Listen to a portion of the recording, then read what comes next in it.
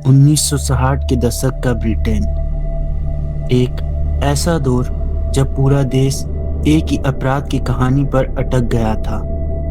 एक चोरी जिसने कानून को चुनौती दी, एक डकैती जिसने ब्रिटिश सिस्टम को हिलाकर रख दिया। इस घटना का नाम था ग्रेट ट्रेन रॉबरी। अप्रैल 1964, आइल्सबरी क्राउन कोर्ट लोगों से खचाखच भरी हुई थी। सिर्फ आम लोग नहीं, बल्कि बड़े अधिकारी, नेता और समाज के नामी चेहरे भी मौजूद थे। सब एक ही पल का इंतजार कर रहे थे, सजा का ऐलान। रॉबर्ट वेज, जो इस डकैती में शामिल 12 दोषियों में से एक था, बाद में बीबीसी को याद करते हुए कहता है, लोग ऐसे जमा हुए थे जैसे किसी नाटक का आखिरी सीन देखने आए हो। पूरा माहौल डरावना था और जिस पुराने मध्ययुगीन अंदाज में हमें सजा सुनाई गई, वो रोंगटे खड़े कर देने वाला था। लेकिन ये लोग हमेशा से अपराधी नहीं थे। कुछ महीने पहले तक इन्हीं लोगों ने ब्रिटेन की सबसे साहसी और सबसे बड़ी चोरी को अंजाम दिया था।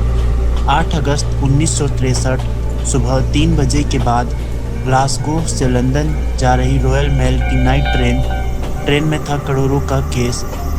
डकैतों ने सबसे पहले फ़ोन लाइन काट दी ताकि कोई मदद ना बुला सके। फिर ट्रेन के सिग्नल से छेड़छाड़ की, हरे सिग्नल को ढक दिया गया और लाल लाइट को ज़बरदस्ती चालू रखा गया। ड्राइवर जैक मिल्स ने लाल सिग्नल देखा और ट्रेन रोक दी। उनके साथ थे सर ड्राइवर डेविड। जैसे ही डेविड ट्रैक साइड फ़ोन तक पहुँचे, नकाबपोश लुटेरे उन पर टूट पड़े। उसी वक्त एक बदमाश केबिन में घुसा और ड्राइवर को पकड़ लिया। जैक मिल्स ने विरोध किया, यही उनकी सबसे बड़ी गलती बन गई। एक लोहे की रॉड से उनके सिर पर वार किया गया, खून बहता रहा, वे अधबेहोश होकर गिर पड़े।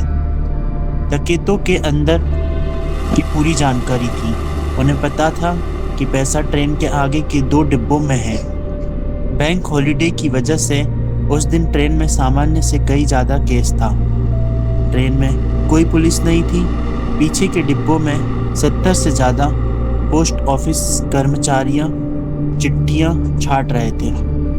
उन्हें जरा भी अंदाज़ा नहीं था कि आगे क्या हो चुका है। डकैतों ने आगे के 2 डिब्बों को अलग कर दिया। योजना थी ट्रेन को सुनसान जगह तक ले जाना, लेकिन यहाँ एक बड़ी समस्या आ गई। जो ड्राइवर वे साथ लाए थे, वह ट्रेन चला ही नहीं पा रहा था। आखिरकार खून से लथपथ जैक मिल्स को धमकाकर कहा गया, ट्रेन चलाओ, नहीं तो जान से जाओगे। किसी तरह उन्होंने ट्रेन को ब्राइटगो ब्रिज तक पहुंचाया। वहीं असली लूट शुरू हुई। पोस्ट ऑफिस कर्मचारियों को जमीन पर लेटा दिया गया। मिल्स और बिटवी को हथकड़ी लगा दी। डकैतों ने खुद को सिर्फ 15 मिनट दिए। मानव श्रृंखला बनाकर उन्होंने 120 बोरे करीब 2.5 टन पैसा लैंड रोवर गाड़ियों में भरकर लिया। कुल रकम थी 26 लाख पाउंड, जो आज के हिसाब से 50 करोड़ रुपए से भी ज़्यादा होती है। 15 मिनट पूरे हुए। डकैतों ने कर्मचारियों को आधे घंटे तक हिलने से मना किया और फिर अंधेरे में गायब हो गए। पूरा ब्रिटेन सन्न रहा। अखबारों में हेडलाइन थी, इतिहास की सबसे बड़ी ट्रेन डकैती। लोग कुछ डकैतों को हीरो मानने लगे, लेकिन कानून की नज़र में वे सिर्फ एक अपराधी थे। 1 साल के अंदर ज़्यादातर आरोपी पकड़ लिए गए। अप्रैल 1964 में फैसला सुनाया गया। जज लॉर्ड जस्टिस एडमंड डेविस ने साफ कहा, अगर ऐसे अपराधियों पर रहम किया गया तो यह समाज के लिए खतरनाक होगा। और फिर आया वो पल। आधे घंटे में कुल 307 साल की सजा। कोर्टरूम में सन्नाटा छा गया।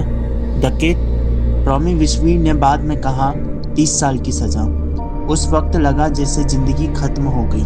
सजा की सबसे बड़ी वजह थी जैक मिल्स पर किया गया हमला। वे कभी दोबारा काम पर नहीं लौट सके। 1970 में उनकी मौत हो गई। उनके सह ड्राइवर विटबी भी सिर्फ 34 साल की उम्र में चल बसे। कुछ अपराधियों का मानना था कि उन्हें इसलिए ज़्यादा सजा दी गई क्योंकि इस डकैती ने ब्रिटिश सरकार और सिस्टम को शर्मिंदा कर दिया था। सजा के बाद कहानी और भी फिल्मी हो गई। दो अपराधी जेल से भाग निकले। रोनी बिक्स रस्सी की सीढ़ी से जेल से फरार, करीब 40 साल तक कानून से बचता रहा। आखिरकार सभी आरोपी पकड़े गए और लौट आए। लेकिन एक बात आज तक रहस्य बनी हुई है, चोरी का ज्यादातर पैसा कभी मिला ही नहीं। आज भी ग्रेट ट्रेन रॉबरी सिर्फ एक अपराध नहीं बल्कि इतिहास की सबसे साहसी, खौफनाक और चर्चित कहानियों में गिनी जाती है। अगर तो हमारी कहानी यहीं समाप्त होती है।